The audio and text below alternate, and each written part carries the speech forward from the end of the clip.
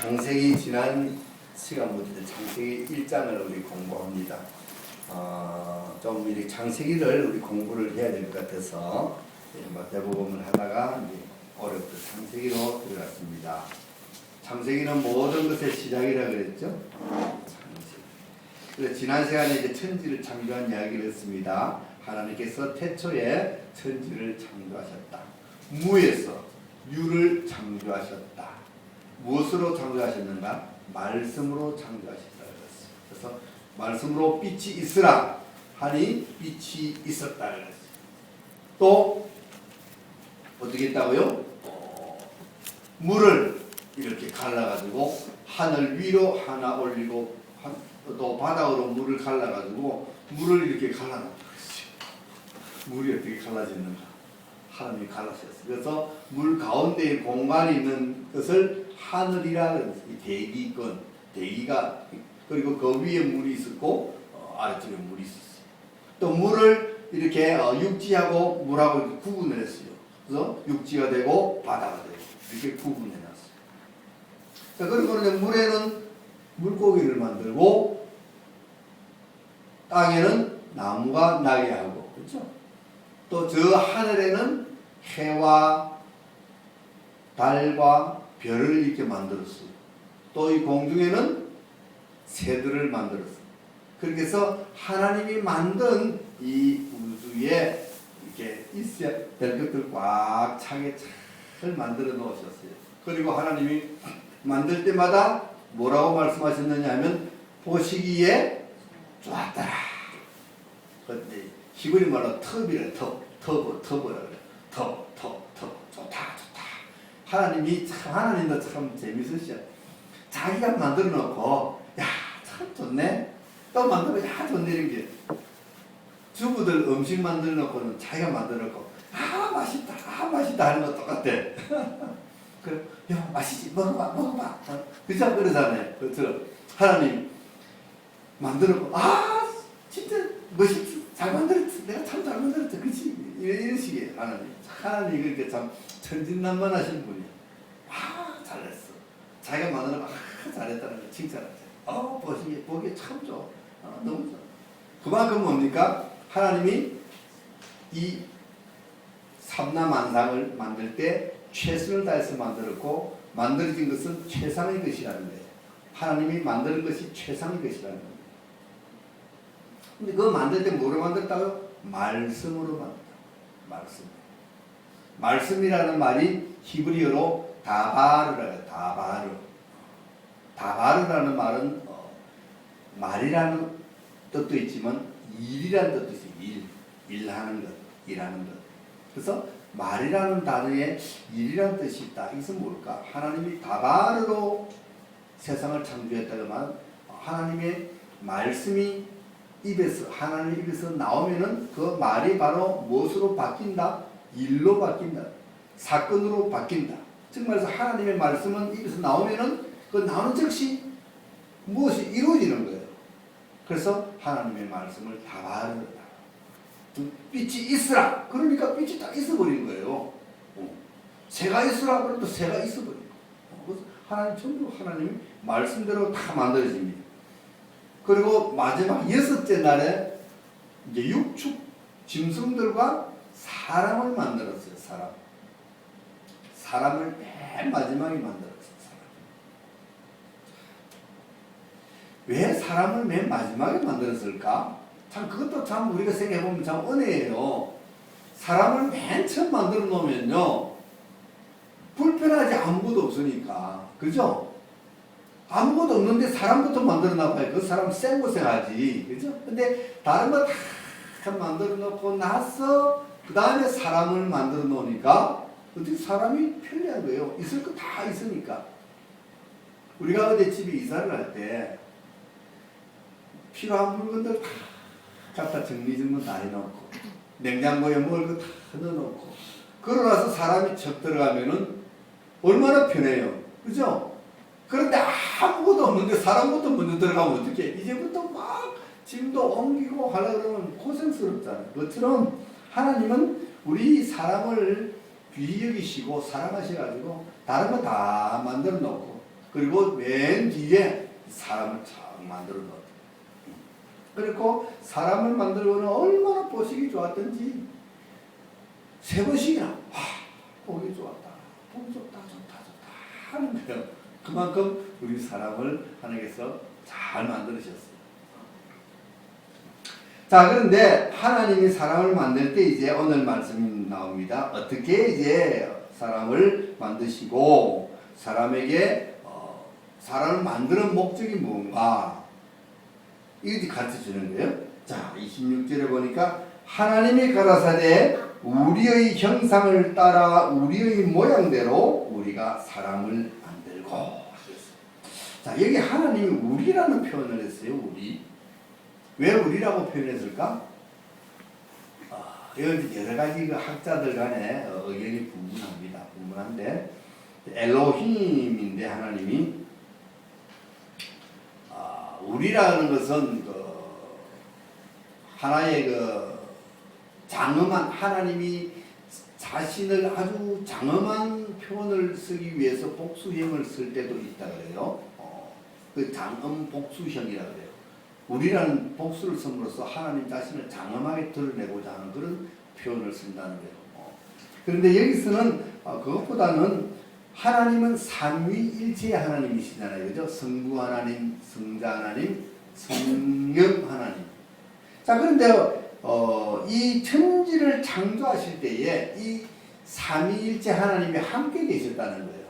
자, 우선 성부 하나님이 계셨고 보니까 1장 보니까 1절에 뭐가 나왔으면 하나님이 천지를 창조하시니라 땅이 혼돈하고 공허하며 흑암이 있고 흑암 위에 뭐가 있다? 수면이 있고 수면에 하나님의 신이 운행하셨다 그랬습니다. 하나님의 영, 그것이 바로 성령이다. 그러니까 처음 천지를 창조할 때 성령께서 그 땅 위를 운행하셨구나. 그래서 성령이 함께 있었던 거예요.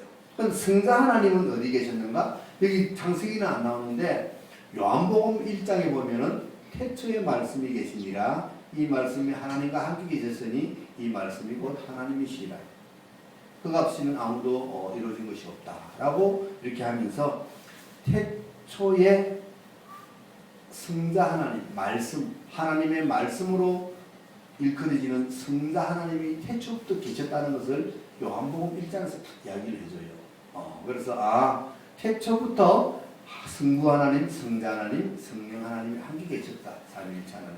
자, 그래서 이 하나님이 삼위일체 하나님의 형상을 따라서 만들자. 그래서 우리라는 표현을 했다는 거죠. 자, 그렇게 이해를 하면 됩니다. 그래서 우리의 형상을 따라 누구의 형상? 하나님의 형상을 따라서 하나님의 모양대로 우리가 사람을 만들자. 그래서 그렇다면 우리 사람은 누구의 형상을 닮았다고요? 하나님의 형상을 닮았어요.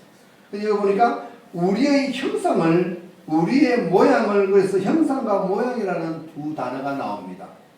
이것은 약간의 차이는 있습니다. 형상이라는 말은 히브리 말로 젤렘이라는 말이고 모양이라는 말은 데무스라는 이제 단어가 조금 다른데 이 히브리인들의 그 문학 작품을 쓸 때는 보면은 비슷한 단어를 두 개 중복해서 씀으로써 강조하는 그런 기법을 써요.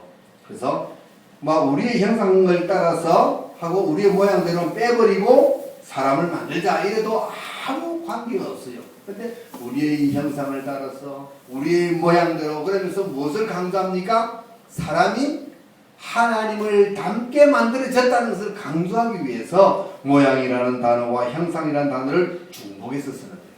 그렇다면 무엇을 강조한다고요? 우리가 하나님을 닮은 존재다. 이것을 강조하는 거예요. 그러니까 형상이 뭐냐 모양이 뭐냐 이것이 중요한 것이 아니라 사람은 하나님을 닮은 존재구나. 이것을 이제 우리가 알아가는 거죠. 그래서 우리 사람은 하나님 닮게 지어졌어. 이것을 말하고 있습니다. 그래서 우리의 형상. 그러면 하나님을 무엇을 닮았을까? 하나님 손가락, 발가락 10개고 눈, 코, 입이 있고 이런 모습이 아니고 하나님의 그 성품, 영적인 어떤 그 품성 이런 것들 또 통치하고 지배하는 어떤 그런 이런 하나님의 그 닮음이 우리 우리에게 있다는 거죠. 그래서 제일 닮은 것은 뭐냐면 하나님과 우리가 닮은 것은 우리가 인간에게도 뭐가 있다면 하나님은 영이시다 그랬습니다. 우리에게도 하나님이 영을 주셔가지고 하나님과 우리가 교제할 수 있는 그런 통로를 만들어 주신 것이 가장 하나님을 닮은 거예요. 다른 짐승들에게는 다른 동물들에게는 하나님이 영을 주지 않았어요.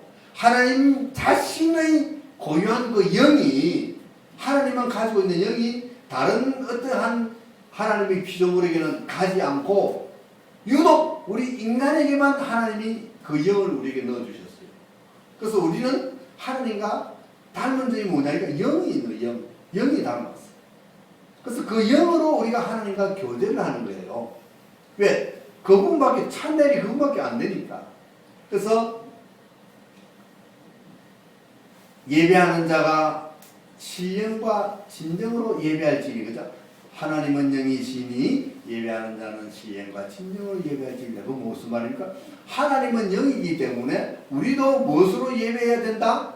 영으로 예배해야 된다는 거. 그래서 지금 예배 시간이잖아요. 우리가 예배할 때 육신적으로 우리가 드리는 예배는 하나님과 통하지를 않는다. 우리가 영으로 예배를 드려야 하나님이 영으로 받으시는 거예요. 그래서 우리하고 하나님의 찬넬은 영의 찬넬. 영으로 이어져 있어요. 그것을 우리는 영교, 영으로 교제한다 그래서 영교라고 해요. 영교. 우리는 하나님과 교제할 수 있는 그런 영이 있다. 이것이 하나님을 닮은 모습입니다. 자, 그래서 이제 우리가 사람을 만들고 그래서 사람을 만들어서 첫째 이제 사람은 하나님을 닮았다. 하나님과 교제할 수 있다. 이것이 얼마나 중요한지 몰라요. 그러면은 하나님이 우리와 교제하기 위해서 우리에게 영을 주셨기 때문에 우리는 항상 영으로 교제를 하며 살아가야 하나님이 우리 인간을 지으신 그 목적을 우리가 이루는 거예요. 하나님은 우리에게 영교를 하기 위해서, 교제를 하기 위해서 우리에게 영을 주셨는데 우리 인간은 하나님과 교제를 전혀 안 하고 그 육신대로 그냥 짐승처럼 살아가. 그러면 어떻게 돼요? 하나님이 우리에게 영을 주신 의미가 없는 거예요. 그렇죠? 하나님 우리에게 영을 주신 의미가 없어요. 그럼 하나님 왜 우리에게 영 주셔서 막 그냥 동물처럼 똑같이 만들어버리지? 그럼 우리 동물처럼 그냥 살아가면 되는데 우리는 그렇게 살지 말라는 거예요.